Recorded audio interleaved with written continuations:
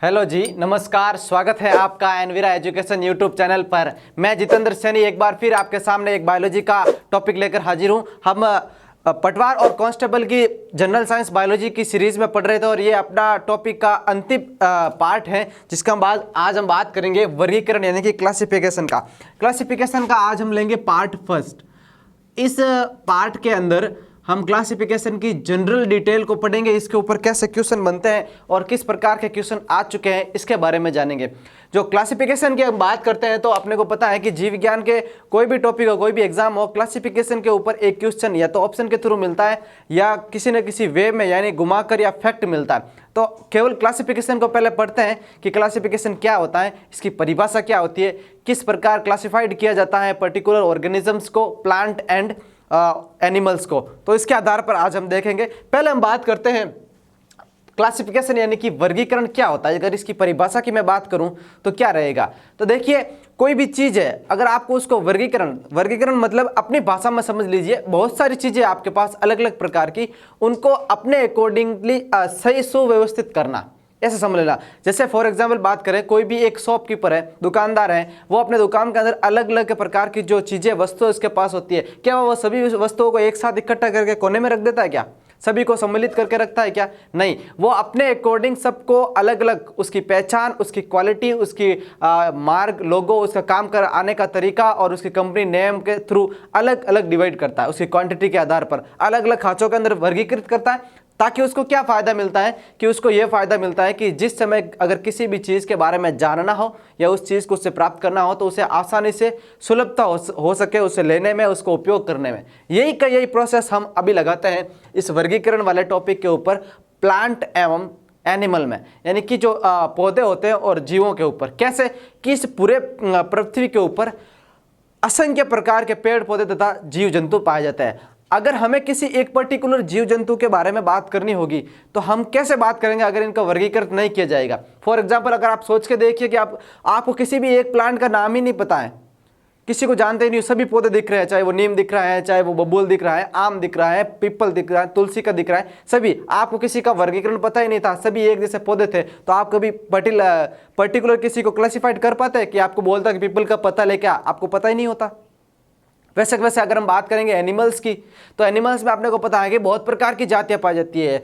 4 पैर वाले, 2 पैर वाले, उड़ने वाले की बात की जाए, तैरने वाले, रेंग कर चलने वाले, काटने वाले, मांसाहारी, शाकाहारी, यूकेरियोट, प्रोकैरियोट, बहुत प्रकार के होते हैं। अगर इनको अच्छे से क्लासिफाइड नहीं करते तो अपने को पता ही नहीं चलता। हम ह्यूमन की ही बात कर लें, मैमेलिया वर्ग के अंदर ह्यूमन आते हैं, मानव आते हैं। अगर इनको क्लासिफाइड नहीं करते तो स्तनधारी में, या हम आज जो बात करते हैं वेल मछली वगैरह, तो इन सबको हम कैसे पहचानते हैं? तो उनके लिए क्या होता है कि पर्टिकुलर क्लासिफिकेशन करना जरूरी होता है। तो इसके आधार पर इसकी परिभाषा क्या बनी, इसके आधार पर इसकी परिभाषा बनी, देखें कि जो जंतु तथा पादपों का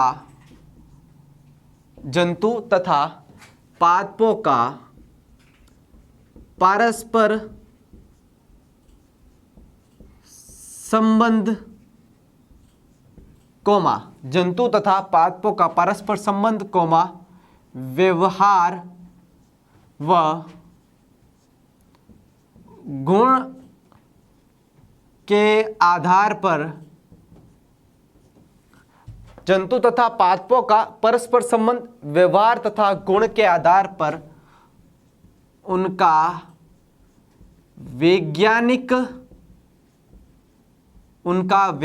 व्यवस्थापन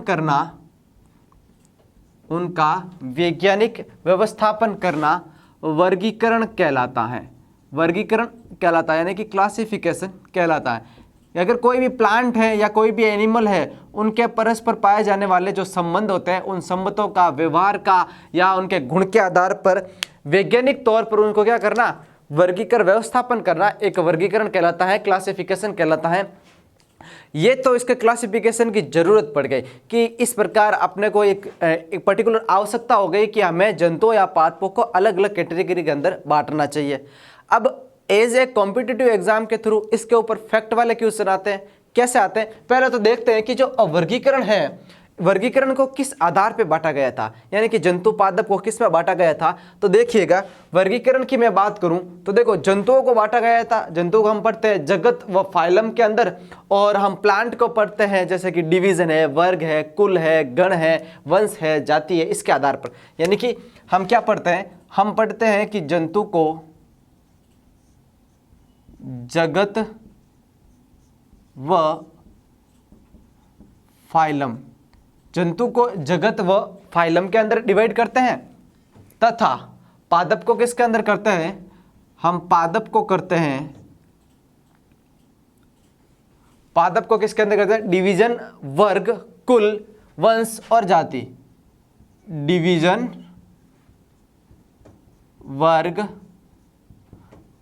कुल, वंश तथा जाति, इसके अंदर डिवाइड करते हैं अपने। अब इसके ऊपर कंपटीशन एग्जाम के अंदर क्वेश्चन बनता है कि जीवों के वर्गीकरण की सबसे सूक्ष्मतम या सबसे छोटी इकाई कौन सी है। तो इसके ऊपर एक ही क्वेश्चन है और बहुत इंपॉर्टेंट भी बनता है, कौन सा, कि जीवों के वर्गीकरण की सबसे सूक्ष्मतम इकाई है जाति।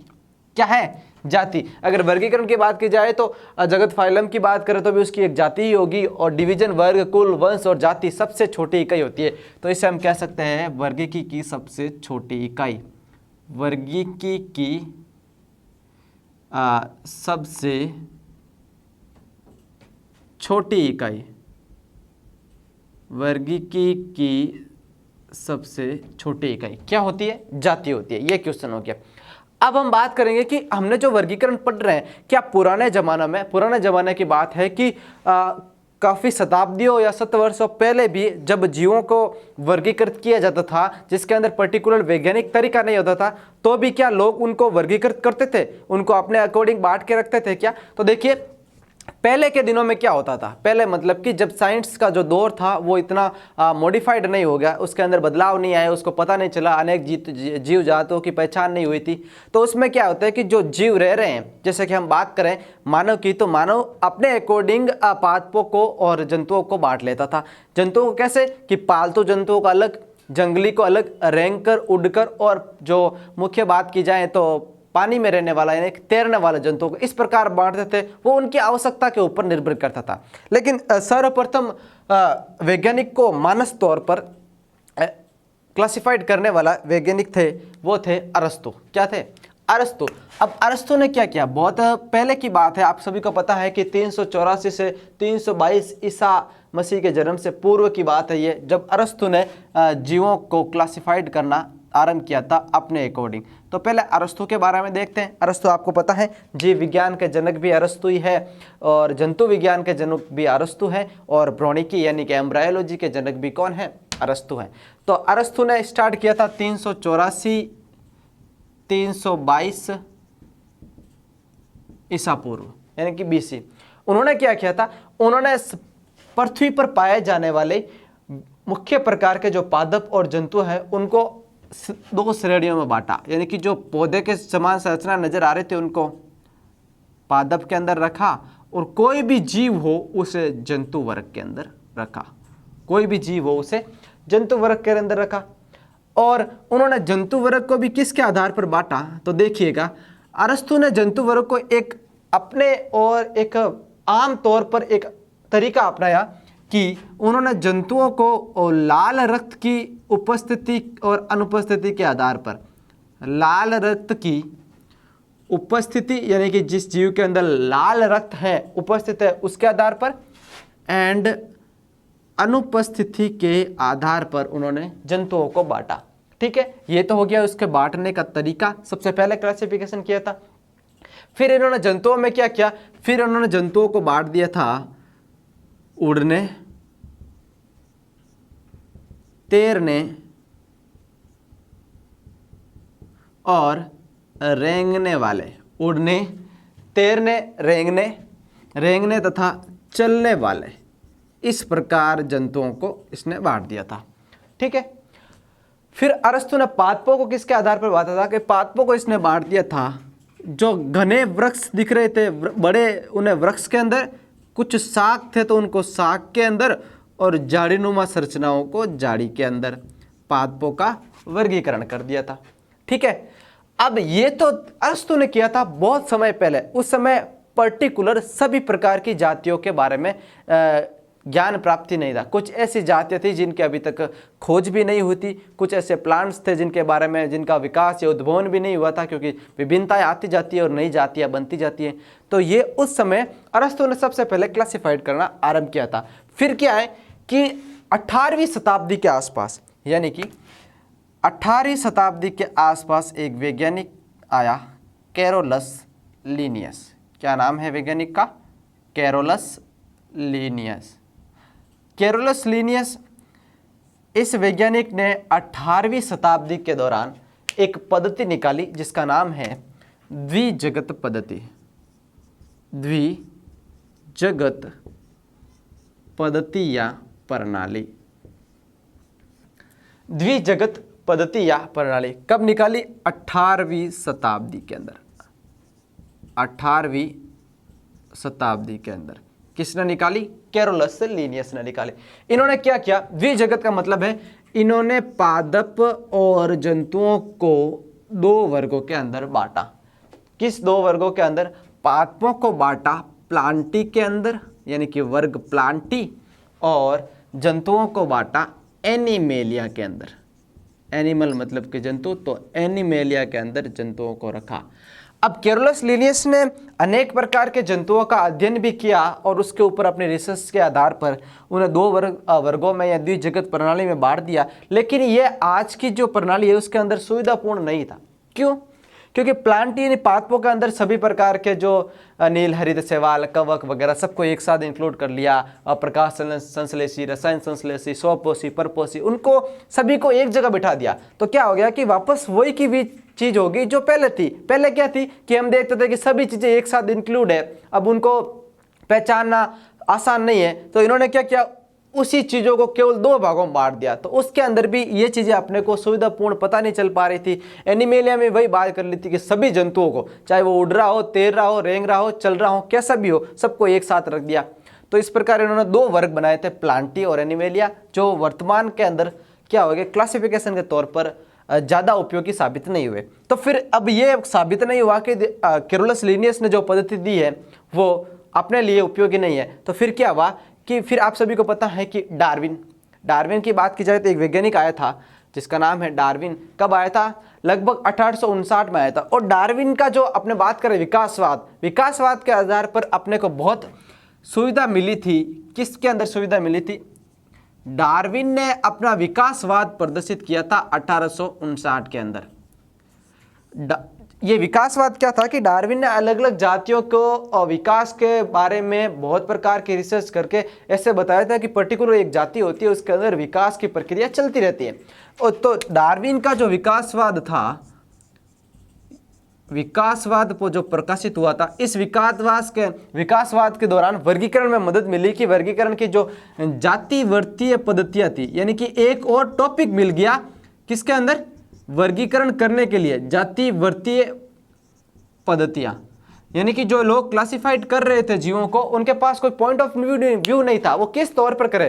तो डार्विन ने विकासवाद के बाद जो बताया कि जीवों की अलग अलग जातियां होती है, तो फिर क्लासिफिकेशन अच्छे से हो रखा, क्योंकि अलग अलग जाति वालों को अलग अलग कर दिया। तो डार्विन का विकासवाद क्लासिफिकेशन का एक नया मोड लेके आया था 1859 ईस्वी के अंदर। ठीक है, इसके ऊपर क्वेश्चन आ चुका है एसएससी के अंदर। विकासवाद प्रणाली किसने दी थी? डार्विन ने। और सबसे अच्छे लेवल का क्वेश्चन पूछा है तो वर्गीकरण के इतिहास के अंदर सर्वाधिक मान्य मोड लाने वाला वैज्ञानिक, ये आरबीएससी में भी लिखा गया है, एनसीईआरटी में भी इसी प्रकार लिखा गया है कि डार्विन का जो विकासवाद था उसी के आधार पर जातियों की जातिवर्तीय पद्धतियां सामने आई, जिसलिए एक और नया पॉइंट ऑफ व्यू मिल गया क्लासिफिकेशन करने के लिए। और क्लासिफिकेशन होने के लिए अलग अलग जातियों के बारे में पता चला, तो फिर पाया कि सच में अलग अलग जीवों के अंदर अलग अलग गुण पाए जाते हैं, उनके व्यवहार में बदलाव आता है, और वो फिर उसी बदलाव के दौरान भी अनेक जातियां पाई जाती है। ठीक है, जैसे कि हम बात कर ले जाए एक हिरण की ले ले, तो पर्टिकुलर एक ही प्रकार के हिरण नहीं होते, हिरण की अनेकों जातियां होती है। तो उनके देखो पर्टिकुलर एक हिरण है, उसके अलग अलग जातियां होगी जो जाति किसके आधार पर, उसके व्यवहार, शारीरिक संरचना या रहन सहन के आधार पर, वैसे वैसे भालू ले लीजिए, वैसे वैसे आप घोड़े ले लीजिए, अलग प्रकार की गाय ले लीजिए, सबकी जातियां होती है। तो डार्विन ने 1859 ईस्वी के अंदर अपने विकासवाद की जातिवर्तीय पद्धतियां दी थी और यह वर्गीकरण का एक टर्निंग पॉइंट कहलाता है वर्तमान या आधुनिक वर्गीकरण का। ठीक है, इंपॉर्टेंट, इस डार्विन को याद रखना है अपने को। फिर क्या हुआ कि डार्विन के विकासवाद के बाद आपको पता है कि मुख्य तौर पर जो अभी का वर्तमान का जो वर्गीकरण प्रणाली है वो 1960 के अंदर 2 क्षेत्रों के अंदर बढ़ गया। ठीक है, याद रह जाएगा। यहां मैं लिख देता हूं, जो वर्तमान वर्गीकरण प्रणाली, वर्तमान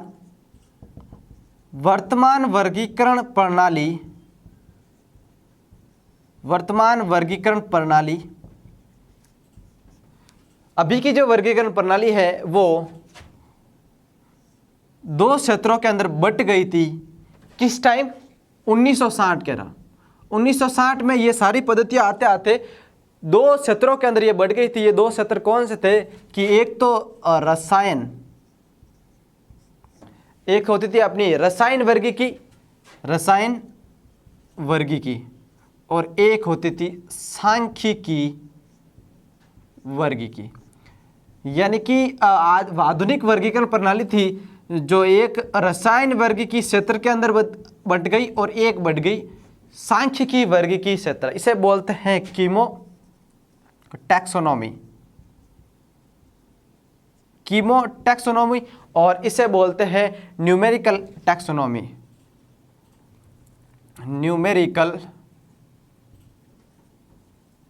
टैक्सोनॉमी।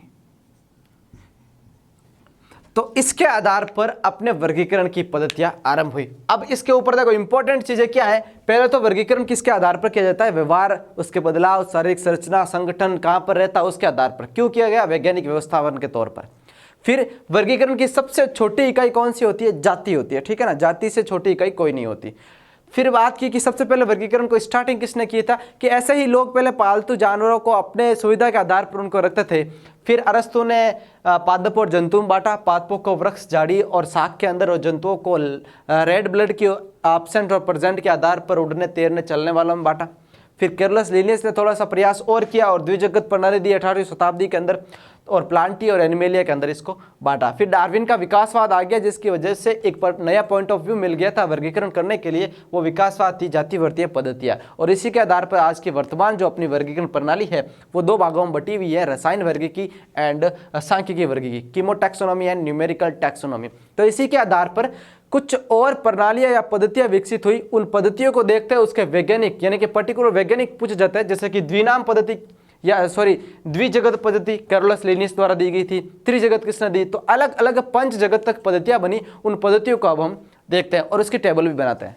वर्गीकरण की जो अनेक प्रकार की प्रणालियां थी उन सभी प्रणालियों को हम सीरीज वाइज पढ़ते हैं, क्योंकि हमने पहले बात की थी कि जो आधुनिक जो वर्गीकरण प्रणाली चल रही है वो और स्टार्टिंग पॉइंट से किस प्रकार उसके अंदर बदलाव आया।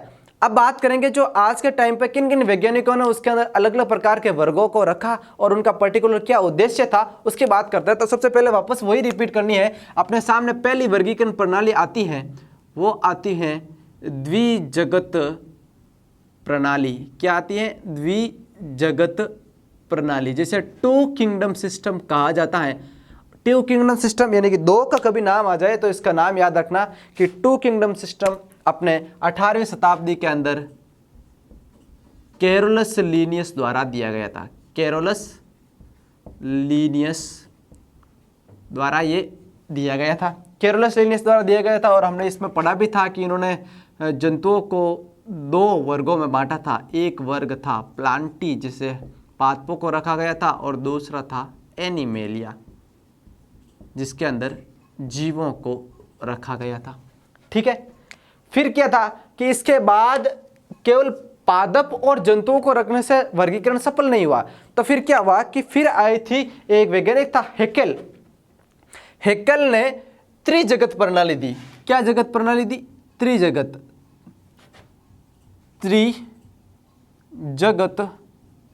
प्रणाली। त्रिजगत प्रणाली मतलब कि 3 किंगडम सिस्टम। ये किसने दिया था? ये 3 किंगडम सिस्टम दिया था हैकेल ने। किसने?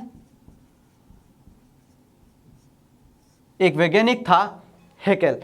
अब इन्होंने थ्री किंगडम सिस्टम में क्या ऐसा दे दिया नया, क्योंकि देखो अपने को पता है कि प्लांटी और एनिमेलिया के अंदर पादपों और जंतुओं को रखा गया था, लेकिन कुछ ऐसे जीव भी थे जो न तो पादप के अंदर आ रहे थे और न ही जंतुओं के अंदर इंक्लूड हो रहे थे। तो यहाँ पर मैं लिख देता हूँ, न पादप में और न ही जंतु के अंदर जिनके लक्षण सम्मिलित हो रहे थे, उनको हेकल ने एक नया वर्ग बनाया जिसका नाम है प्रोटिस्टा। क्या नाम है? प्रोटिस्टा। तो इसी के आधार पर त्रिजगत प्रणाली हो गई। पहली हो गई प्रोटिस्टा, दूसरी हो गई प्लांटी और तीसरा अपना हो गया एनिमेलिया। किसने दी थी त्रिजगत प्रणाली? त्रिजगत प्रणाली दी थी हेकल ने। किसने दी थी? हेकल ने। क्या लगाया था उन्होंने? कुछ ऐसे जीव जो ना तो जवादब थे और ना ही जंतु थे, उन्होंने हेकल ने इसे प्रोटिस्टा वर्ग के अंदर इंक्लूड किया और इसी के आधार पर त्रिजगत प्रोटिस्टा, प्लांटी और एनिमेलिया तीन जगत प्रणाली हेकल द्वारा प्रतिपादित की गई थी। लेकिन इसके अंदर भी कुछ न कुछ ऐसी कमियां रह गई थी। उन कमियों को दूर करने के लिए सन 1938 के अंदर एक और प्रणाली दी गई थी, जिस प्रणाली का नाम है चतुर्थ जगत प्रणाली, फॉर किंगडम सिस्टम। अब चतुर्थ जगत प्रणाली दी गई थी H.F. कॉपलैंड द्वारा। किसके द्वारा दी गई थी? H.F. कॉपलैंड। H.F. कॉपलैंड द्वारा चतुर्थ जगत प्रणाली दी गई थी। अब देखो चतुर्थ जगत प्रणाली के अंदर ऐसा क्या नया रख दिया गया जिसकी वजह से हमारे सामने एक और वर्ग आ गया। तो देखिएगा कि चतुर्थ जगत प्रणाली के अंदर जीवाणु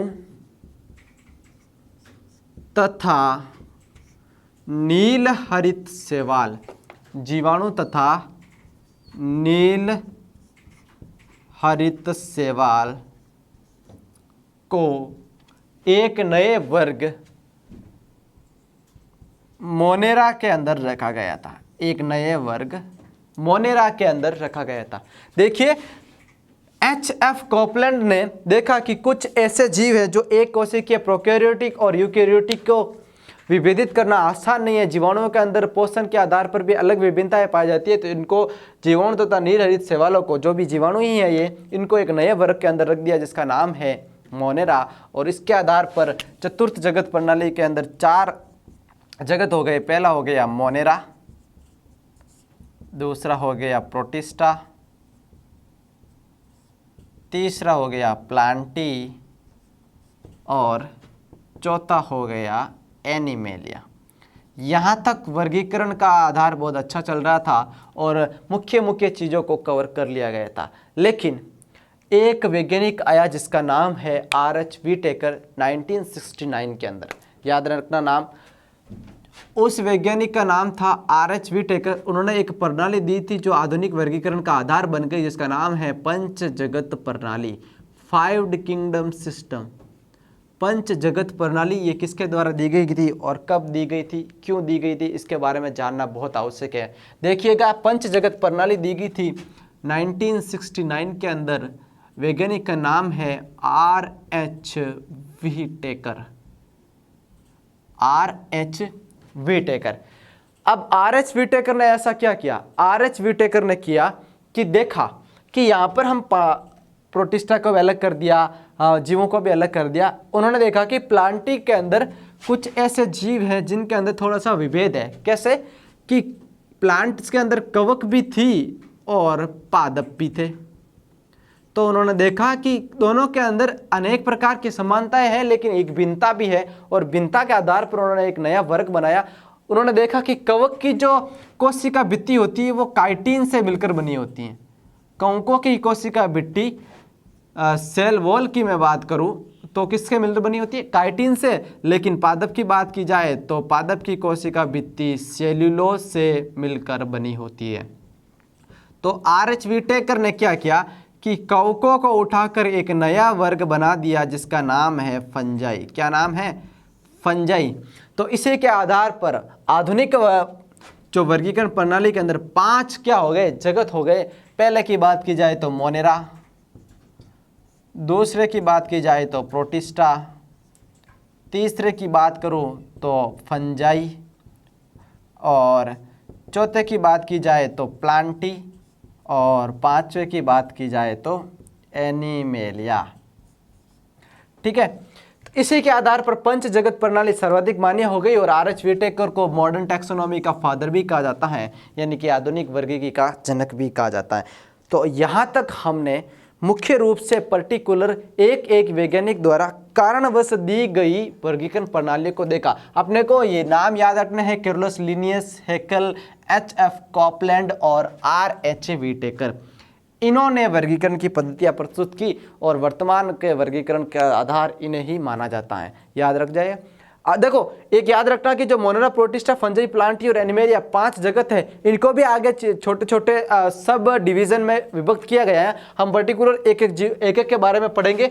अभी इनके लक्षणों के आधार पर क्या विभेदता पाई जाती है उसकी हम एक टेबल बनाते हैं, और इन 5 जगत के प्रणालियों के अंदर क्या डिफरेंस है वो आपको आसानी से पता चलेगा, और इसके ऊपर क्वेश्चन आना फिक्स है। क्योंकि देखो, यही पूरी बायोलॉजी का आधार है। अगर बायोलॉजी की शुरुआत की जाए तो यहीं से हुई है कि अलग अलग जीवों को उठाया गया है, इसलिए क्लासिफिकेशन का टॉपिक थोड़ा बड़ा भी है। और इसके अंदर हम मुख्य रूप से इन 5 जो वर्ग है उन वर्गों को अलग अलग इसके एग्जाम्पल के थ्रू देखेंगे। जो बैक्टीरिया आते हैं, इसके अंदर कवक भी आते हैं, पादप आते हैं, कुछ जीव भी आते हैं, उन सबको देखेंगे। तो पहले इनकी टेबल बना देते हैं। अब हम टेबल बनाते हैं 5 जो जगत थे उनके पंच जगत की पद्धति के लक्षण, यानी कि जो 5 जगत प्रणाली आर एच व्हिटेकर द्वारा दी गई थी उसकी टेबल पर्टिकुलर लक्षणों के आधार पर क्या होती है। तो पंच जगत प्रणाली के लक्षण, पंच जगत प्रणाली के लक्षण, आपको इस जो हमने इंट्रोडक्शन पढ़ा है उस इंट्रोडक्शन को याद रखने का एक आसान तरीका यही है कि आप इस टेबल को याद कर लें, और ये टेबल बहुत आसान हो जाएगी आपको एग्जाम के अंदर क्वेश्चन को अलग करने के लिए, ऑप्शन को अलग करने के लिए और अपना आंसर ढूंढने के लिए। तो हम लक्षण की बात करते हैं पहले तो, कि 5 जगत प्रणाली के अंदर क्या क्या इसके अंदर लक्षण होते हैं। तो लक्षण की बात की जाए तो सबसे पहला ही लक्षण यही रहेगा कि कोशिका का प्रकार, कोशिका का प्रकार, यानी कि कौन से प्रकार की कोशिका पाई जाती है कौन से वर्ग के अंदर। दूसरे लक्षण की बात करेंगे तो कोशिका की भित्ति कैसी होती है, यह किससे मिलकर बनी है या नहीं है, अगर है तो किससे मिलकर बनी है और नहीं है तो एब्सेंट। ठीक है, फिर बात करेंगे इसके अंदर कोशिका झिल्ली पाई जाती है क्या, कोशिका झिल्ली,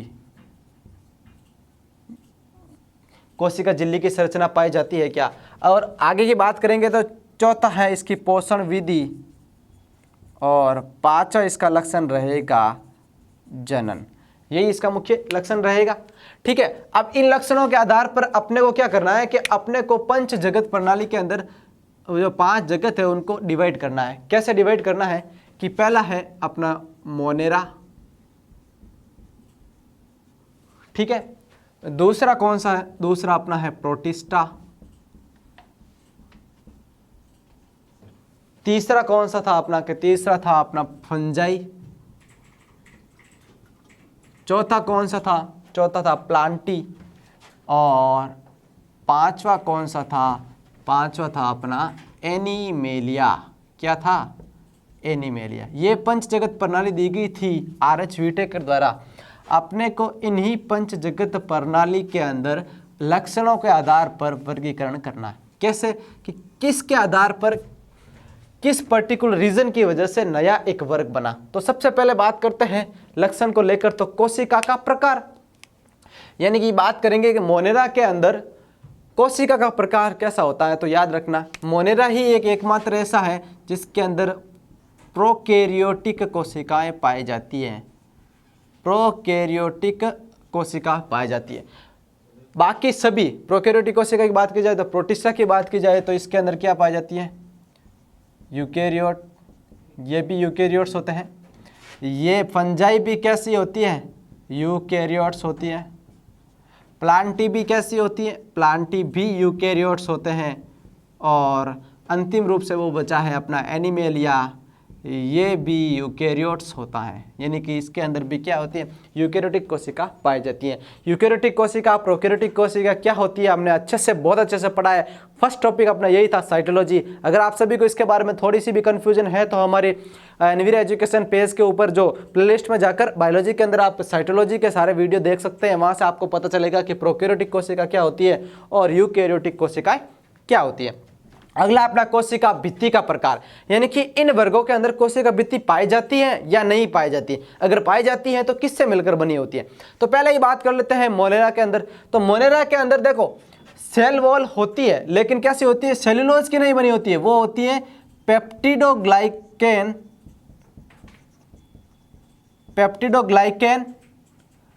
प्लस अमीनो अम्ल से मिलकर बनी होती है। पेप्टिडोग्लाइकेन प्लस अमीनो अम्ल से मिलकर बनी होती है, यानी कि हम कह सकते हैं कि सेल्यूलोज रहित, सेल्यूलोजलेस। ठीक है, पेप्टिडोग्लाइकेन और अमीनो अम्ल से मिलकर बनी होती है। अब यही कि अगर प्रोटिस्टा में बात की जाए तो ये कुछ के अंदर क्या होती है, कुछ जीवों के अंदर प्रेजेंट होती है, कुछ के अंदर उपस्थित होती है, बाकी कुछ एक के अंदर अनुपस्थित होती है। ठीक है, अब बात की जाए फंजाई के अंदर, तो फंजाई के अंदर तो हमने पढ़ा ही था कि फंजाई के अंदर उपस्थित होती है, और उपस्थित मतलब कि किससे मिलकर बनी थी, फंजाई के अंदर काइटिन से मिलकर बनी होती है। क्या बनी होती है, कोशिका भित्ति। और आगे की तरफ है प्लांटी। पादपों के अंदर अपने को पता है कि उपस्थित होती है और सेल्यूलोज से मिलकर बनी होती है। पादपों की कोशिका भित्ति किससे मिलकर बनी होती है, सेल्यूलोज से मिलकर बनी होती है। और एनिमल्स की बात की जाए तो इसके अंदर होती ही नहीं है, अनुपस्थित लिख देते हैं। ये इसका हो गया कोशिका भित्ति के आधार पर लक्षण।